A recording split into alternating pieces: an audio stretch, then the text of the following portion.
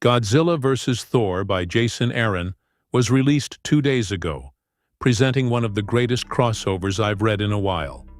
The book opens in Japan, in a forgotten forest in a nameless valley, with the archpriestess of the Hand. She says that in the beginning there were gods, then came the beast, to defile all gods had made. She welcomes a group of convicted killers to the citadel of the Hand, and says that they honor the beast by celebrating murder in its many exquisite forms. None have celebrated murder more than the ninja of the Hand, yet the clan remains headless and incomplete. The archpriestess has searched for many years to find the true fist of the beast, and believed that Frank Castle was the chosen one.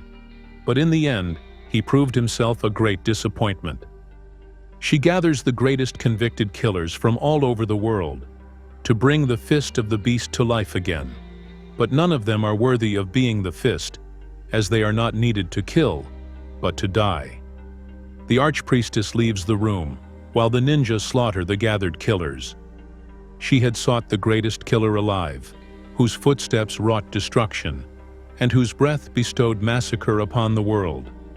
A monster fueled by the restless souls of those lost in war, and now resurrected with the freshly spilled blood of murderers.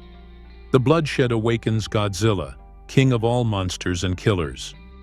Days later, Godzilla rampages Tokyo, where the archpriestess says that the world thought Godzilla was dead after its rampage through Yokohama 20 years ago.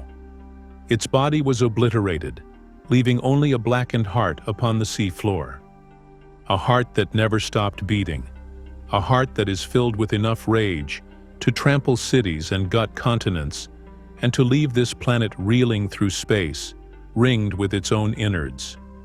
Godzilla destroys everything in his path until the clouds scream thunder and a hammer falls like lightning. Thor heard the prayers of the dying and the desperate, and came from the distant halls of Asgard. He strikes Godzilla, who knocks him away, sending him crashing into a building.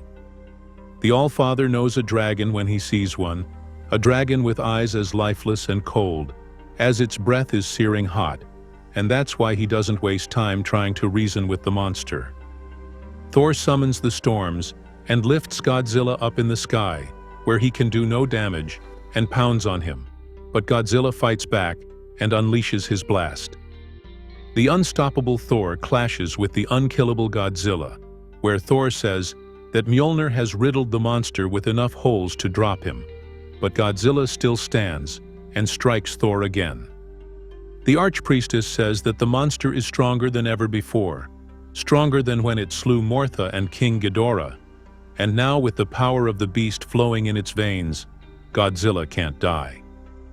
Realizing that the monster can't be physically bested in combat, Thor opens a portal to Jotunheim, the home of the frost giants, from which freezing storms blow Godzilla and freeze him. The frozen monster is turned into an ice statue, where the reports say that the scientific community want to study the creature, while protests call for the monster's immediate execution, and Thor offers to hurl Godzilla into the sun. The archpriestess then appears and enters Godzilla's restricted area against orders, followed by the Hand ninja, who take the soldiers down.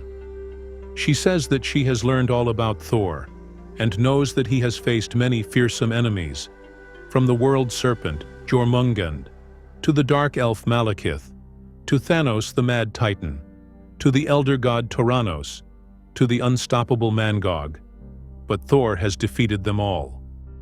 There's one villain, however, who struck at the heart of Thor in a way unlike any other, a slayer of deities who wielded a powerful weapon long thought shattered and lost.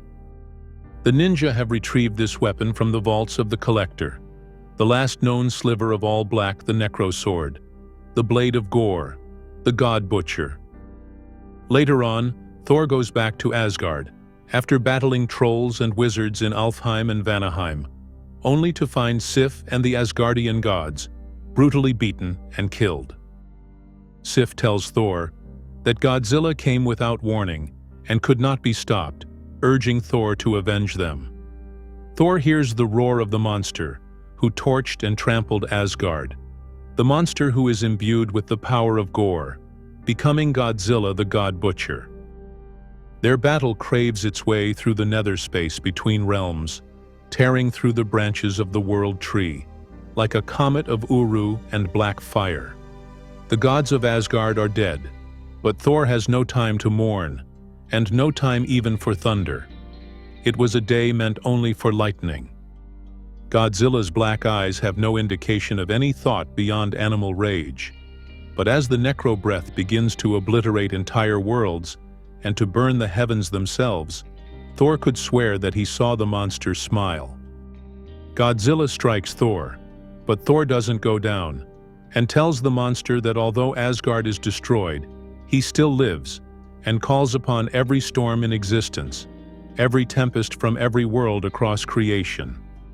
Every storm that blustered and bellowed from anywhere throughout infinity, come thundering to Thor, creating a superstorm beyond belief, a cosmic hurricane the size of a galaxy, threatening to tear even Thor to pieces, yet Godzilla still stands.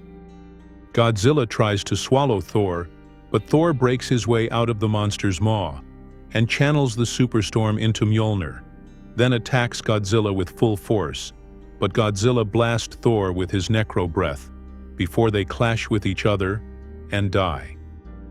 Light years away, the Archpriestess could feel the loss, and without a word, she walked from the Hand's citadel into the woods and was never seen again.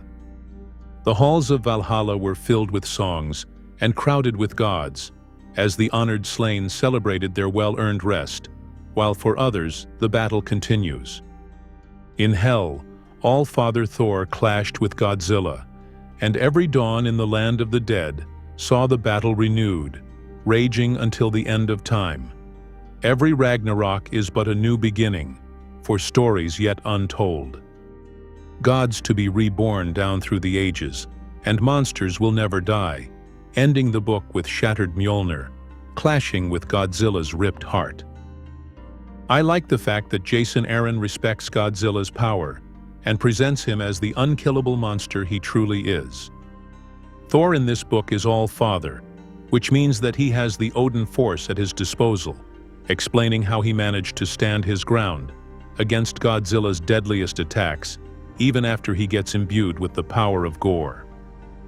Written by Jason Aaron and designed by Aaron Cooter, this could be one of the greatest crossover battles ever written. Hope you liked the video.